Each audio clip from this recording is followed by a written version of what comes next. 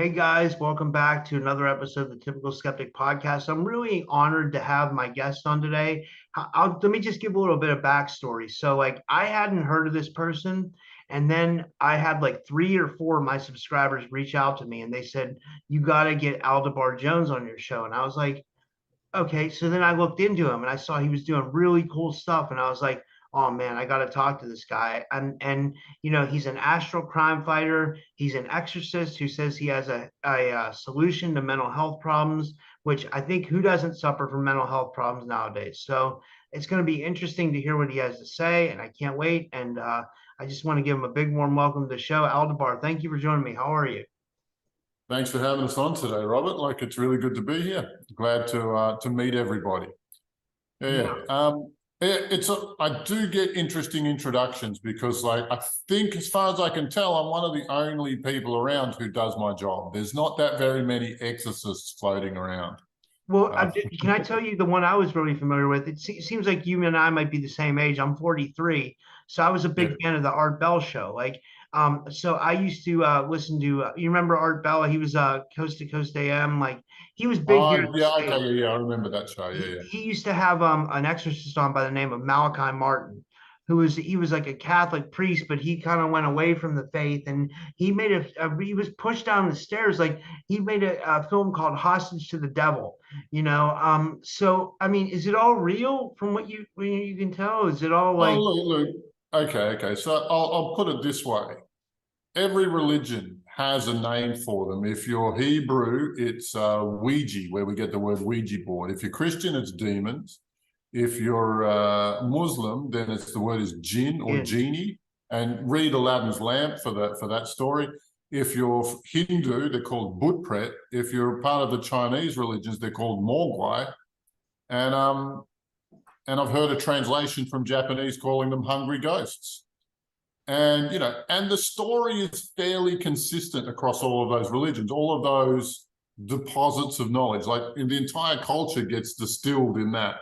And they all agree that there are spirits out there that will take over your body and make you do stupid things, and they feed on your life force, or the translation changes. You're But loosh. it's, They call it loosh, right? well, that's what that's what the New Age movement has called in the last 10 years is loosh.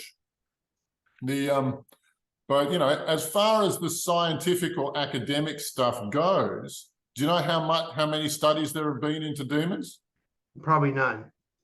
None. There is nothing. Academia has no comment. There is no scientific answer to this phenomenon because it's never been studied, it's never been approached, it's never been looked at. So if somebody asks you about the science, I go, well, look, you prove, there is no science. Science has not commented on this topic. So are they real? Are they real? Our forefathers, those books that they wrote, it was a lot of effort for them to write books, and the highly skilled people and their smartest folk would go to writing these books. And what are you going to tell the future generations, right? So only the very, very most important stuff goes in there, and all of them talk about this evil, these monsters, these interdimensional monsters. Can I just say something? Going back to what you said, I think this is a big problem with our community, that the mainstream world doesn't look at these problems, and then they kind of look at someone who has a possession problem or an act that needs an exorcism as mentally unstable, that they are schizophrenic. Meanwhile, the demon is the thing putting the voices in their head, right? It's the Well, and I will say, who else could it be putting voices in their head? If you have any other candidates, if you have any other concept that would work, I am all ears. I am fully ready to listen. But I've had clients who the voices stop after a session. We do the cleanup, we do our thing, and they just, and I'll paraphrase one father, I have to meet my son again because he's such a different person. That's good. The amount of change that we can make so quickly is ridiculous. And I'll make a statement about mental health, and it goes something like this. All mental health issues are the result of demonic interference. All mental health issues are the result of demonic interference, of various kinds. And the spiritual milieu, like the New Age movement, has something that I call orthodox positivity. Some people call it toxic positivity. I call it orthodox positivity. Can I ask And you a it comes, question? Why do you say orthodox positivity? What does that mean? well, it comes out of the Jerry and Esther Hicks and the law of attraction, right? Okay. Okay. And these guys say, find the thing you want and think positively, think positively, think positively about it, and you'll manifest it, right? But, you know, like everything, there's an equal and opposite reaction. And there is such a thing that they omitted to tell us, which is called the law of repulsion. And, you know, you're not going to sell $5,000 weekend courses on the law of repulsion. Nobody wants to learn the law of repulsion. And so there's been some glaring omissions in the teachings of Jerry and Esther Hicks, but they were incredibly popular. And they did manifest, tens of millions of dollars in an international lifestyle and all of the wonderful things. Their system works, but only because they've done all their shadow work already. Because they've done all their shadow work already, they didn't have any repelling magnets keeping the good stuff away from them. You know, they really they cut down their knowledge and told us the bit that we wanted to hear. And part of that is stay positive, stay positive, stay positive, stay positive, stay positive, which creates a blinker, which creates a blind side to the whole part of shadow work, the whole concept of shadow work. It's been omitted, destroyed, sidelined. And it's kind of like it's a spiritual graduation point. You know, people study spirituality, go, I'm a fairy, I'm an angel, my life's wonderful, I can have all my dreams come true. And then you reach a plateau with that feeling, and you realize that you have to go through your shadow for you to step further ahead in your life and your internal reality, external reality. Am I making sense with all the things I'm Yeah, I saying was so far? thinking, so with people who are trying to manifest a more positive reality, when they go into a deep meditation and they haven't done the shadow work, they can be interfered with by demons. Is that kind of what you're saying? Well, okay, so most of, emotions like hate and anger and despair and sadness are not natural to the human body. And for those of you who have studied the connections between physical health and emotional health, they're the same thing. And so in one sentence, the happier you are, the healthier you are. Yeah. But in order for these bad guys to suck life force out of you or anything, they need your attention to go into the emotion that they like, that they exist as, that they prefer. Things like jealousy and anger and despair and hatred and sadness, whatever that is, whatever that emotion is. But you'll have an interdimensional parasite inside you who stimulates this. And for people who've been on the healing path for a long time, there'll be themes of their healing that they keep coming back to. Oh, my anger I need to take another swipe at my anger. My anger needs to be worked with further and further and further. And why is that? Because you probably have an anger spirit who pushes the anger, and then you clean it up, and then they push it back over time. And you get this sort of 2 steps forward, 1 step back effect in your healing work. And a lot of people blame the healer for that. Well, how do we get to the stage where we can clear ourselves from these things completely? Like, is it a possibility? Are they always with us, like bothering us? Okay, so I've studied this for a long time. There are 11 different non-physical body systems that they penetrate. So, we know what the chakra system is, and we know what the meridian system is, because that's like the backbone of Chinese med and kinesiology. And also this other thing called the tapping thing that people do. These are non-physical body systems that we know. However, I think we have more than 100. It's really hard to tell. But I have found that there are 11 that they inhabit regularly. And if you clear all 11, you sing, baby. The world is your oyster.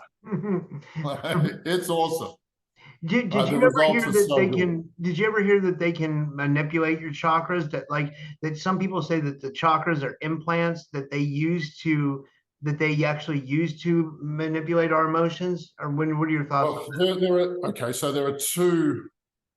there are two theories on chakras, and one of them is that the original design of the human body had a singular chakra over the heart, and it embodied 12 different colors. For those of you who are used to the 7 different chakras, I suggest to you that there are 12, and those 12 form a full. So they use 12 colors, and that sorry, I will say this clearly. And at some point in the past, they were split and separated throughout the body, and they still do the same function. And in my experience, I did know somebody who made a career out of doing the conversion from multiple chakras into the singular chakra. But I really looked and I really tried to understand, because I wasn't just going to follow blindly. What is the difference between, body system A and body system B? And I couldn't find it. I couldn't figure it out. But look, these evil spirits have no issue tickling the chakra that they want to manipulate. And the manipulation of chakras is really, really closely connected with addiction. And this took me a few years to find out, but I will distill it down to something really, really, really quick. If it's your red or your base chakra, then you probably like alcohol or workaholism, or have weight issues. Your weight issues are also stored there. If it's your orange or your sacral chakra, you're likely to enjoy amphetamines and sex. Sorry, you're either not interested in sex at all, or you're overstimulated and you have nymphomaniac tendencies. That's orange chakra. Yellow chakra is heroin, fighting, and weed. The heart chakra is what do you call that? Overconnection, codependency. That's the word I'm looking for. Codependency and trust issues are there. Throat chakra is compulsive lying, and the head chakra, the ajna, the third eye, is it's called the pressure of ideas, and I haven't heard a better name for it than that. But like these guys. Oh, sorry, gambling's also with the heart, but the entire gamut of addictive tendencies can be linked to a spirit that connects to a different chakra, each to a different chakra. That's interesting. Does that make sense to you? Yeah, that makes very sense. So have you ever done research as to like who these beings are? Like are they really what the Bible or other ancient texts say? Are they like a non-human race that hates humanity, or what do you think they are? Excellent question. All right, so I can give you the long answer or the short answer. Which one would you prefer? We have time. I have time. I want to make this a good podcast. So if you need to take long, that's fine with me. All right. So not only am I a professional exorcist and I get awesome results with mental health issues, right? People who are hopeless, I can sort that out. I also manage several teams of very, very highly skilled astral travelers as well. And we've been flying missions to go and stop the cabal and their non-physical allies for years. My whole YouTube channel is devoted to that, and it's worth checking out. I really recommend it. And so when you call me an astral crime fighter, I'll go, yeah, okay, I'll take it, because it's not far from it. But we have a lot of contact time with demonkind. We have, we've crossed swords with the reptilians, the mantoids, the greys, and all of demonkind, and all of these other mercenary groups that they've pulled in over the last few years, trying to push the great health emergency of 2020. But they've been working really, really hard to try and make a final and peremptory claim on Earth. And they've failed so far, and they're on the brink of total collapse. And here's why. We were looking, you may be aware of our universe, and you may be aware of parallel universes. We call that a multiverse. Yeah. Those multiverses are clustered in groups of 24 or 28. And those groups are then clustered in groups of 6 or 8. So, and we're looking at our group of 6 or 8 clusters of 28 multiverses, right? And these are universe spanning, and we're talking about a construct that spans tens of thousands of galaxies, right? And so we started flying up through the levels, and I'm talking crazy mumbo jumbo, and other people's cosmology about how big the universe really is I'm not going to debate it. This is just what we've got. We have a 10,000 universe unit that is being attacked by another 10,000 universe unit. And our 10,000 universe unit is connected to God and is doing the evolution thing that it's supposed to do. It's doing an experimentation. It looks like a giant torus field or a giant donut. And I think that this is where we get the Big Bang is in the center of the donut. The universe goes through its life, and then it gets recycled and started again, right? Anyway, I'm talking crazy mumbo jumbo, but I will get to the point. This being over here, the evil that's trying to attack and eat our 10,000 universe unit, there's a picture of it on the $1 bill. There's a picture, the little pyramid thing, there's a picture of it on the $1 bill. There's also a picture of it on the DARPA logo, which is so worth checking out. And that thing is an entirely different construct. It has decided to walk away from God, and because it won't follow the rules anymore, it doesn't get fed by God. It's not part of its continuum, and so it has to parasite off of something else. And what it's done is, well, it created a rip in space-time to Earth so that it can start channeling in evil. I'm following. And all the demons on Earth are the spawn of this thing. The reptilians, the greys, and the mantoids are previously conquered species by this thing. We know this. Its intelligence on this side of that rip in space-time is called, we know it as AI. There is an AI that has eaten about 40% of our galaxy, or has conquered about 40% of our galaxy, and has also completely destroyed many of the other galaxies in our cluster of multiverses. It's really bad news. It's really bad news. Our teams on the last solstice in June, anyway, whenever that was, a few weeks back, we pulled together 48 astral travelers, and we closed the portal that the Great Nothing or the Great Pyramid or the evil had. We closed that portal that was sending it over to Earth, that was creating that conduit to Earth, was sending that evil to Earth. Evil's not native to Earth.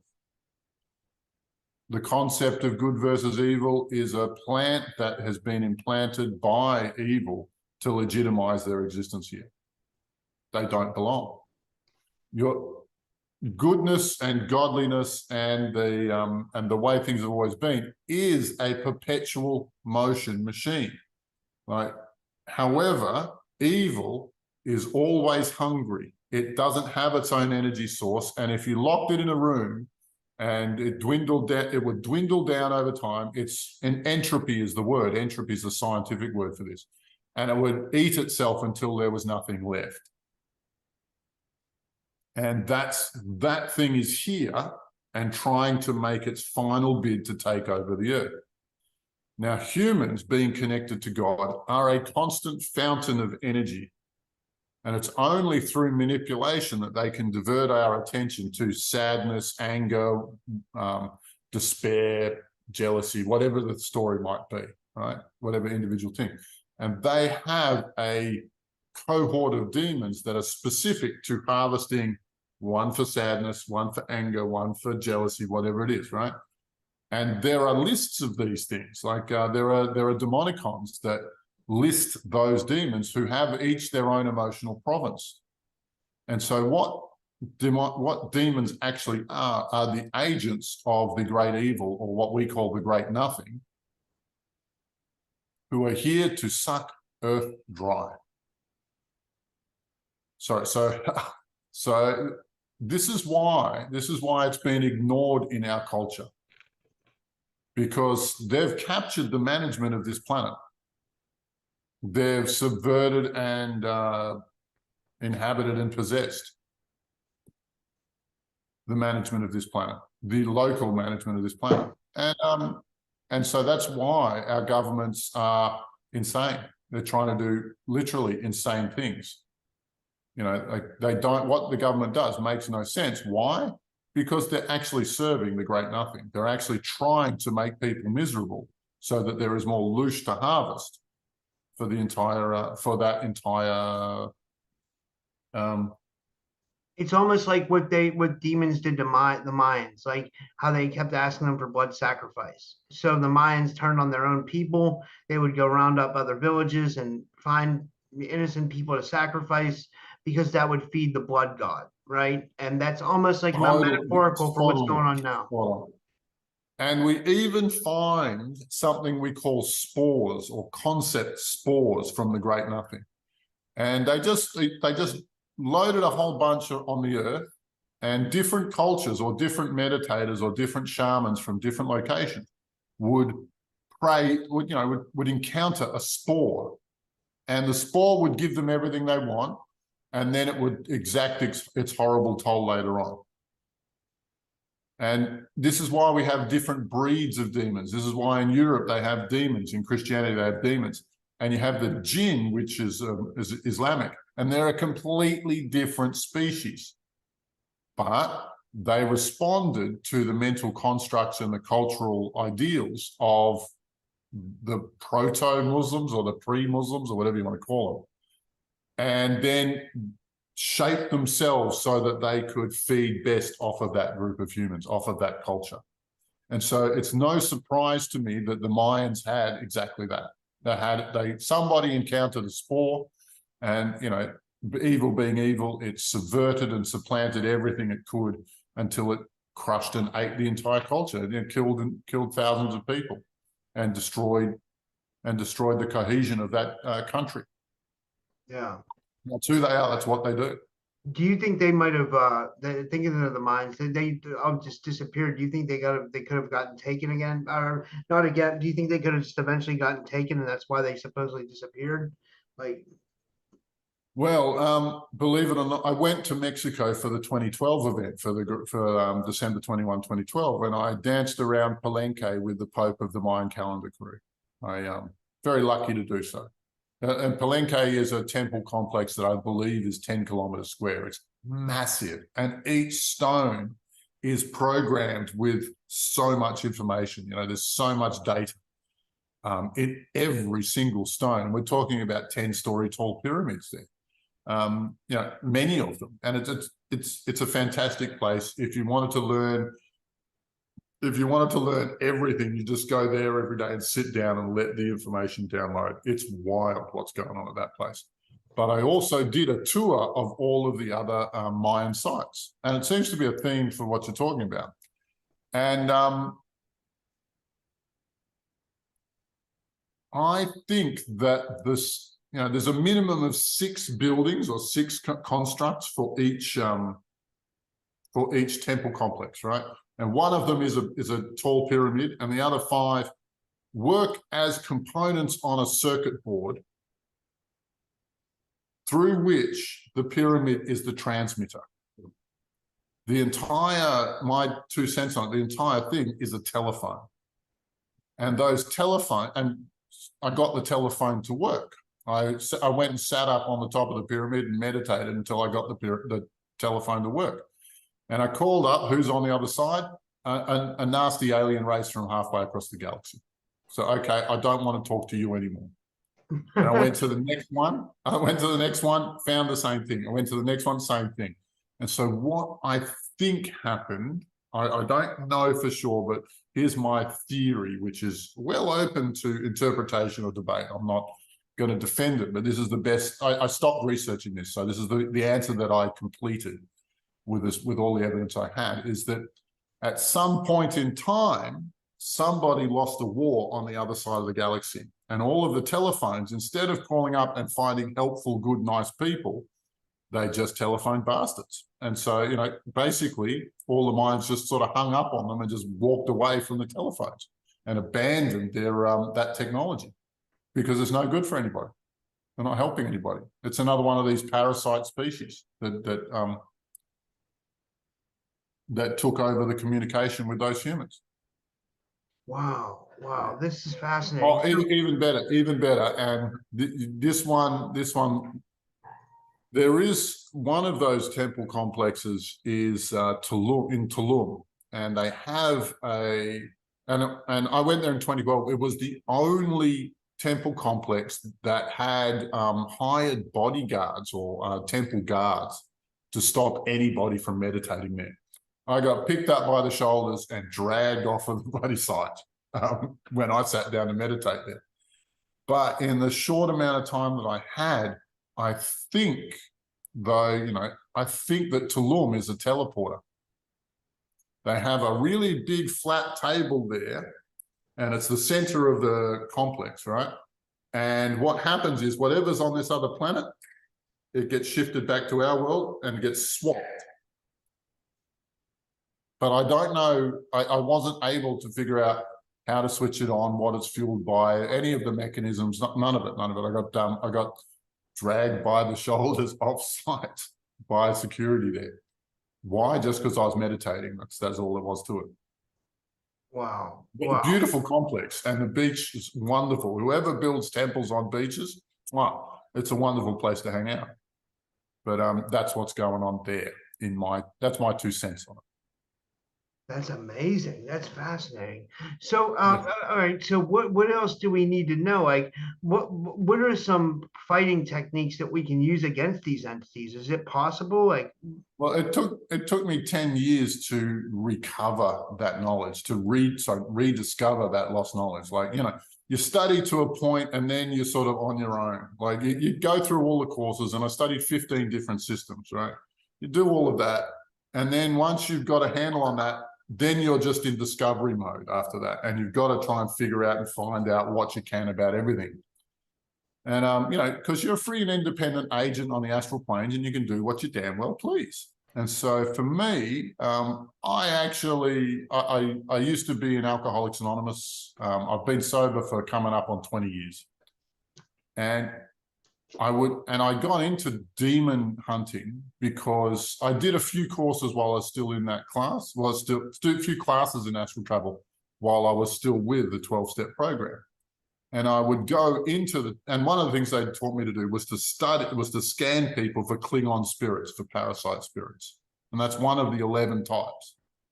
And I would go into the 12-step program and I would scan them all one by one by one by one. And I go, wow, everybody's got a bunch. Everyone's got at least 6 of these parasite spirits.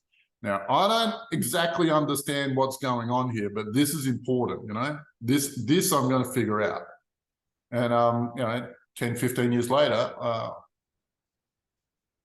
figured out exactly what's going on. And, you know, if you do the correct amount of exorcism, then people lose their taste for alcohol. They lose their interest and their curiosity in it. They lose their obsession. And it's no different from other drugs. No different at all. wow. So it's it's demons affecting everything, basically. Totally. Look, okay, so I'll talk to about the god of alcohol because he can be culturally tracked. You see, the Muslims have a deity called Al-Ghul, not the ex-presidential candidate. His name is spelled A-L-G-H, Al-Ghul, right?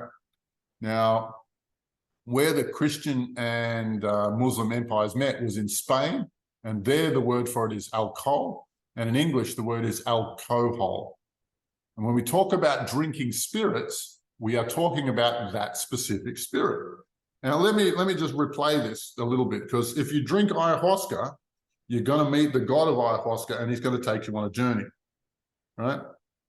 And when you're drinking spirits, you're going to meet the god of alcohol, and he's going to take you on a journey. What kind of a journey? Well, the Muslims know him quite well, and they call him the god of chaos and destruction and rot and fermentation and booze, right? He's bad news because anything he touches starts to deteriorate. And they call him a demon. And do you know, that deity is the single reason you cannot get a beer in the Muslim world, because they don't want him to have anything to do with their people. They don't want Al Ghul infecting their people. Well, I mean, because, and I've done channeled interviews of Al Ghul a few times. Like, we know each other, and anytime we meet, I take possessions off him. I take people back off him every time we meet. And so he and I, yeah, I've got, it's kind of personal, like how I feel about Al Ghul. You know, he crashed my life, and I think, and I've watched him crash so many more. What do I want to say about this though? When people are in blackout, when people drink to the point they can't remember, what's happening there, and this is from Al Ghul himself, is that when the human can't remember, when the human's switched off, that means that the minion of Al Ghul, the little demon that he uses to siphon energy out of that individual person, that demon gets its moment on Earth. That demon gets its moment with a human body. That one gets to run around and do what it wants. And when people are in blackout, that's when their absolute worst behaviors come out, because it's not the person in that body, it's the demon. Wow. Yeah. So it took me years to figure this out. And as far as I can tell, I don't know very many people who are even mildly aware of this sort of work. Yeah, I've never come across anybody like you who, I mean, I've been wanting to have an exorcist on the show because I really feel like there's some merit to it. And I've always thought for a while that like most mental health conditions were demons. It makes sense because a lot of times, you know, like even the ego, for example, like when you feel like when people say that's your ego talking, I don't think it is. I think we know ourselves, and that they say know thyself, right? But it's almost like well, I think there's a difference. I think you get thoughts in your head, but then there's people who are actually schizophrenic that get voices. I think those are demons too. I think it's just the level of how bad they are. Okay, all right. So you're right on track. You're right on track, and I'm glad that we met. I'm glad that I'm able to share this with you. All right. So there is a microphone a spiritual microphone in everybody's head, and channels use them. They bring the spirit of choice into their head, hook them up to the microphone, and then they can hear that spirit's voice. Right? However, just like any mechanism, it can also be used for the dark side. And so there's lots of people who are schizophrenic who do not hear voices. And what's the difference? The demons don't use the microphone. Some demons use the microphone and jibber jabber nonsense into their head all day. And some people like it, some people don't. Most people don't. But that's the difference. But that's the difference between schizophrenics who hear voices and schizophrenics who don't, is that they've got spirits in them who use that microphone. That's the only difference. What about I was going to say, what about targeted individuals or people who think they're targeted? That I would love to say something about it, but I can't. When I talk about something, it's because I really know what I'm talking about, but with targeted individuals, I really don't. To my understanding, there are schizophrenics and there are targeted individuals, and properly targeted individuals can be X-rayed, and you can see the chips that have been or the little electronics that have been inserted on their skull. Oh my God. And that freaks me out, because that's not a spiritual technology anymore. That's a spiritual physical mix. But from my guess, and it is just a guess, that on the other end of that microphone is a demon, right? Because the stories and the stuff that comes through them, this is not human. And also it's 24 hours around the clock, and the only being who operates like that is a demon. Yeah, I know someone who's targeted, and it's I feel bad for her because she's went through some really hellish stuff, and the things that she says to me, I almost like have to like I'm like what sometimes, and I'm like it's like it's really it's well I don't want to say anything in case Well, she's look, watching, you know. can I ask, does it sound like pseudo spiritual mumbo jumbo, the stuff she's talking about? Yeah, yeah, it's like Yeah, and that's also like the demons describing the world they inhabit. And so schizophrenics will also talk semi-spiritual mumbo jumbo. And it won't need to make sense from one day to the next. It won't need to be consistent because it's just like these ideas that are just floating through them. The demons are just got to pump something into people's heads, and they're just describing, weather effects of the astral planes, or a block of wood or whatever, or a feeling or an emotion or whatever it is. They'll just rabbit anything because the attention is the fuel. so let me ask you this, like how did you master going to the astral plane? Like what did you do to, because I've been doing the Robert Monroe tapes and I've listened to a guy I from hear your good things country. about him. I What's hear that? good things about the Monroe. Yeah, the Monroe Institute. I hear good things about him. Yeah, and then I would there's a guy from your country. His name's Robert Bruce. He talks a lot about the astral world. Like he used to come on Art Bell, and he's a I think he's an exorcist too or something like that. Like I'm not sure. Like I think he's from Australia. His name, you have to check him out. His name's Robert Bruce. Like Yeah, he's no, I'll follow that up. He sounds interesting because, and I will also say, we are constantly recruiting astral travelers for our teams. There are a lot of astral travelers, astral projectors, whatever you want to call it. And please don't get caught up with the Hindu word astral, because in Hindu theology, all demons come from the lower astral, and I don't want to go to the lower astral because that's where the bad guys live. But at the same, it's because I don't have a better word than astral, right? Because I'm talking about the entire spectrum of low feeling to high feeling, and and all of it's accessible. And as I've said before, once you're a free and independent astral traveler, you can go wherever you want and do whatever you feel like. And I do trainings in this, and they're very comprehensive. And like I studied 15 different systems, and I pulled out the best bits from all of them, and then added my own intellectual property, all the things that I discovered. And you have two systems, and there's a bit of a cross-pollination between them, and you get ideas and knowledges that are not accessible anywhere else. I like that. I like that because Yeah, it's almost like how they say like all religions lead to the same road, but some people are stuck in one religion. Like it's almost like you could almost pick things from different religions and put something together and follow a great path to spirituality. That sounds like what you've done with the astral, if that makes sense. yeah, totally. Oh, look, every religion has begun with somebody who can astral travel, right? Jesus could astral travel, and he could do medical intuition like that. And we went back and we looked at it, and he's also a master of time manipulation. So something that your average medical intuitive would take 10 or 20 hours to do, he can twist time so he does it like that. Like, what a dude, hey, like what a legend. Yeah. And miracles that are performed. Sorry, in order to be a saint, you need to perform 2 witnessed miracles. There are currently 1,750 saints on just the Christian roster of miracles.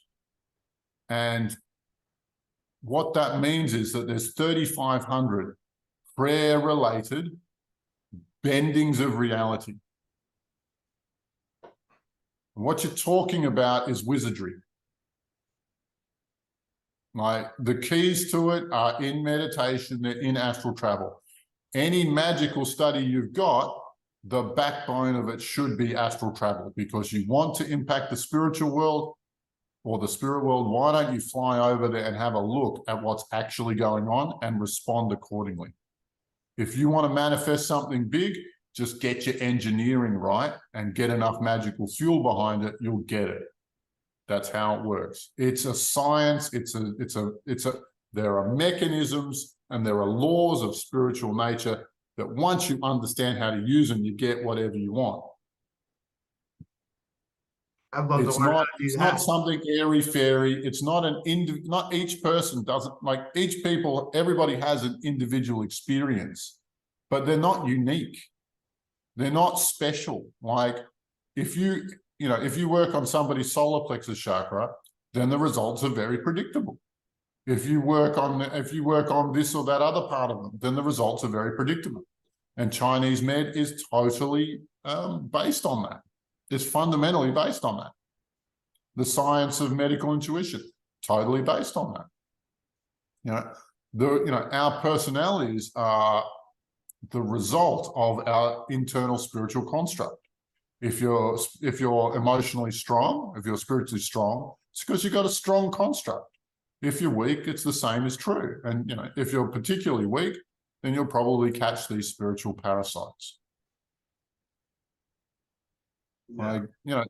It's actually the next technology that humanity needs. Yeah. If everybody learns to astral travel, if everybody can flip forward and backward in time, if everybody can do that, it will have a revolutionary culture on human society. In the same way that reading and writing, where people could get information on their own without having to depend on anybody else, without having it filtered by the church in the European case. What happens is, well, what happened there was first you had the Reformation where they threw off the bullshit from the church, then the Renaissance where they looked at past knowledge, then the Enlightenment where they looked forward, then the Industrial Revolution and invention, etc., etc. And it's writing that brought us out of the Dark Ages. And it's my contention that if everybody learns to astral travel, we will have a human cult. It has the same capacity to revolutionize human culture in exactly the same way. It's an information-based technology dependent on the human skill. Right? And in doing so, nobody will ever be able to lie to anybody again. You can see it. You can scan for it. You know how to look and see through it. And if you just change one thing and made the world totally honest, obligatorily honest, that would change everything. If you want to be dishonest and rob people, people can look at you, scan you, and then they won't decide not to play with you. If you want to rip people off, nobody's going to play with you. If you want to destroy the earth, nobody wants to play with you. If your intentions are not for everybody's goodwill, then nobody wants to play with you. And that's the culture that we could have if this technology I'm talking about right now gets picked up. That's amazing. Well, we've been going about an hour. Do you want to tell people, like maybe final thoughts, and before we would close out, like anything you want to close out on, and then how people can get a hold of you so they can learn this stuff? This is amazing. All right. So my website is called alobarjones.com, ALOBAR Jones.com. And on it, you'll have there'll be a page for my astral travel course.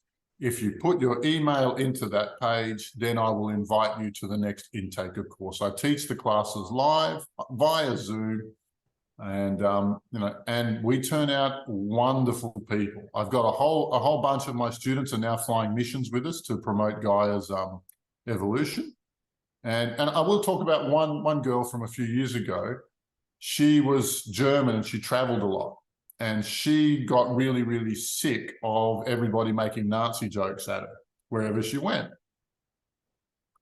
So what she was flying around, she had this problem, and she was flying around on the astral planes, and she found the collective consciousness section that held the German war guilt. All of the German war guilt was in one place, and she found it. And she started to process it. She started to, she wanted this whole story to be over, so she wouldn't get laughed at everywhere she went in the world. And, she took a big bite out of it. She took about 1% of the German war guilt off the earth, just dissolved it completely, and burned herself out doing it because she was a bit too enthusiastic. But the reason why I tell this story is because she learned to astral travel. She saw something she wanted to change in the world, and she had the skills within herself to do it off our own bat. Independent, self-reliant, strong people who can make the world a better place. That's what comes out of my courses. So please come do my trainings. I know you will love it. If you want to hear about the mental health issues that I deal with, please contact me through the website. There'll be a little button somewhere that says schedule a chat, and we'll have a 15-minute chat about what your particular situation and what I can or can't do for you. That's amazing. That's amazing. Well, Yeah, man. thank you so much. I'm going to try to post this tomorrow, and I hope it gets a lot of views, because I think a lot of people need help, and it sounds like you're really doing the right thing. So, thank you so much. Yeah, and I will say I am surrounded and supported by some incredible mystics, and my gratitude goes to them for making the changes we are changing in the world better. Every single one of us gets up in the morning and figures out a way to make planet Earth a 1% better place. Just a little bit better every day. That's all that we do. So, our love to you all, and thanks so much for listening to me gibber a jabber for a whole hour. I hope I said something useful and interesting for you. No, you did. You did. You're memorable. amazing, man. You're amazing. I'm glad we did this. And thank you, for being patient with me today, and for getting me through other shows so. Oh, well, look, it's the joy of being a busy guy. You got a lot of balls in the air, so I can be patient with you. Anyway, you're doing great work getting this stuff out there, and I hope much success to you. Many good things to you, brother. Okay. Well, thank you too. Thank you. Yeah. And we'll have to do this again. Anytime you want to come on and give updates or whatever. And I think I'm going to sign up for your astral travel class, because I've always wanted to learn how to astral travel the right way. Come to the party, and you'll be in an alumni of awesome people who will lift you up week by week. That's amazing. That's amazing. Yeah. All right. Well, thanks, Alobar, and I'll talk to you soon. All right. May the force be with you all. Bye for now. Thank you. All right. Good night.